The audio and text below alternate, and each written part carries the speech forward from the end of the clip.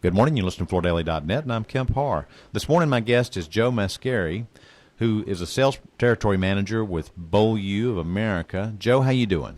I'm doing great. Good to be with you. I wanted to talk to you because you have a lot of history in the carpet industry. So you recently had a birthday, and you're 91 years old, and you've spent most of your career in the carpet industry, right? That's right. Yeah. Okay. And you live in Atlanta now. Early in your life, it sounds a little bit like an R.C. Willey story.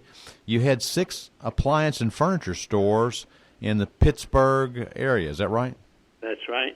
Okay. How did you move from appliances into the carpet industry? First of all, I won a trip to California. I was the largest GE dealer in western Pennsylvania, and it was for 2 weeks. And 1 week was in San Francisco, and our host was Frank Sinatra and Jerry Colonna. The second week, we took the train down to L.A. I enjoyed it so much that I went back. You got to remember Pittsburgh in February. You have snow, and I'm having these 6 stores around. I'm sleeping in the stores at night because I couldn't get home. Mm-hmm. So young enough, I just had come out of the service not too many years. So I'm young enough to take chances. I decided that I wanted to live in California.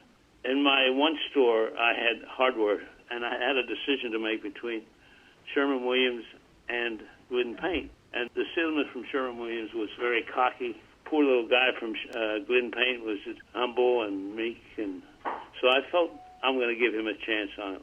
Well, this is now 5 years later. When I won my trip, I'm back. Mm-hmm.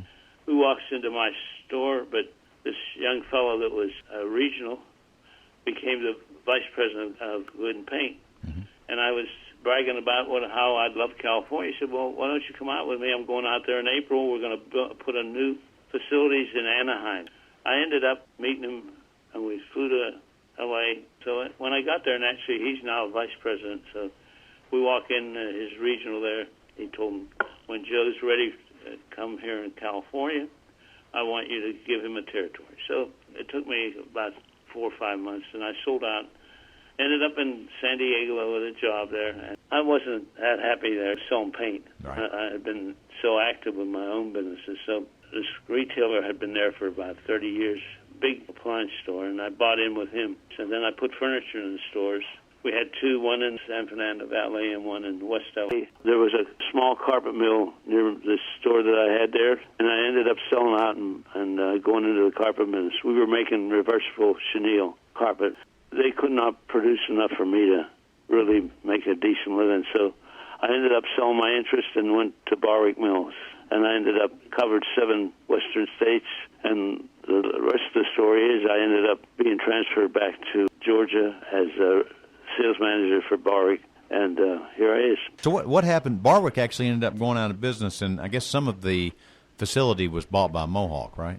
Some was, yeah. Also, Beaulieu bought some of the facilities. All right. You worked at Barwick, and then you worked at Modern for a while, too, right? I bought Modern. 3 of us from Barwick bought Modern carpets from Scripto Penn. Then we sold that out, and I ended up going to White Crest Carpet Mills. Mm-hmm. I was sales manager there. Who bought Modern Carpet? A group. I forget exactly who the group was. But, it was the days when everybody was buying carpet mills. Like, Cornette sold to RCA. It was not a name company. It was more of an investment company that bought it, Okay. I know Whitecrest turned into an Dorset automotive carpet, right? Right, yeah. Okay, how did you get from Whitecrest to Columbus? Well, we sold Whitecrest. The regional manager from Columbus called me and said, do me a favor, Joe, will you cover Georgia for me until I find somebody? I said, okay. So that's how I ended up with Columbus Mills, and then, as you know, Beaulieu bought Columbus, and here I is. What is your territory now? A small area in Atlanta. I got a nice area. I've been number 1 for quite a few months with a company, in spite of the small area I have. Yeah. So if you look back and you just put some dates on it, you've been in the carpet industry. When did you first get in the carpet industry? Was it the 60s? No, the 50s. No, 50s. I'd say about 56. That must have been an exciting time to watch all the mills that were traded and bought. It was great, and the money, it was big money being made in those days. Really, okay. I was making $8 to $10 grand a month, believe it or not, in the 50s, and you know what that could do. Just as we look today and we look back, do you think carpet? We know right now that it's losing a little bit of market share. Do you think that's a cycle, or do you think that's just where it's going to end up? I think that's where it's going to end up unless we do better merchandising. Everybody thought because of wood being $3 a square foot, they didn't realize you had to multiply that times 9. Right. So everybody was buying wood, and they thought carpet was too high. All right, so, that's my theory. Yeah, some of the changes we've seen recently, we've seen a shift kind of from nylon over to polyester. Do you think that's a wise move?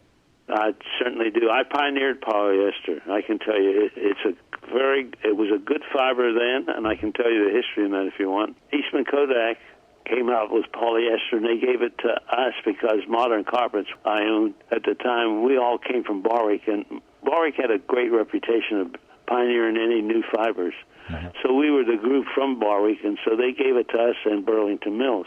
Mm-hmm. And the only reason polyester got a bad reputation was what happened when it was so hot. We sold every ounce we could get, but we made it right. We had to have 36 ounces. It had to be 3-ply. And Bud Serratine went to them and said, look, if I don't get polyester yarn, I'm going to drop 2 yarn systems. And they, the yarn people were not really loyal to anybody. So they gave him the yarn, but they took all the regulations away from it. And what happened, he made singles, and it didn't hold up. We never had a complaint ourselves because we plied it. In those days, they said we had to have 32 ounces, 3-ply, and which we did. We never had a problem. I had a son that had it up in Allentown, and, with snow and ice, and he lived in sort of a row type of homes that he walked in from the street right into his living room. The carpet is still done, and that's about 20 years or better. So Bud Serratine was the death of the first generation of polyester. He was. He definitely was. Making the singles killed it. It, fused together, looked terrible, and everybody hated it. Yeah. But believe me, it held up. If you made it right, we never had any problems at all. So they quit making it. We had 3 plants then at the time. We had a new plant we built in Poto, Oklahoma. We had a new plant we built in L.A., and they cut us off. No yarn at all. We were 98% polyester. This is when we got the 3 partners started to fight. All right, so one last question. I mean, you're 91. I'm sure you don't have to work right now. You choose to. It's probably a little bit of a hobby. Why do you stay in the business? I love it. I just enjoy it. I know everybody in it, and it's not work for me. It's just like going out every day and having a good time. Okay, Joe. Well, it's good to talk to you again. We've been talking to Joe Mascari, who's 91, been in the carpet business since the mid-'50s, and you've been listening to Kemp Harr and FloorDaily.net.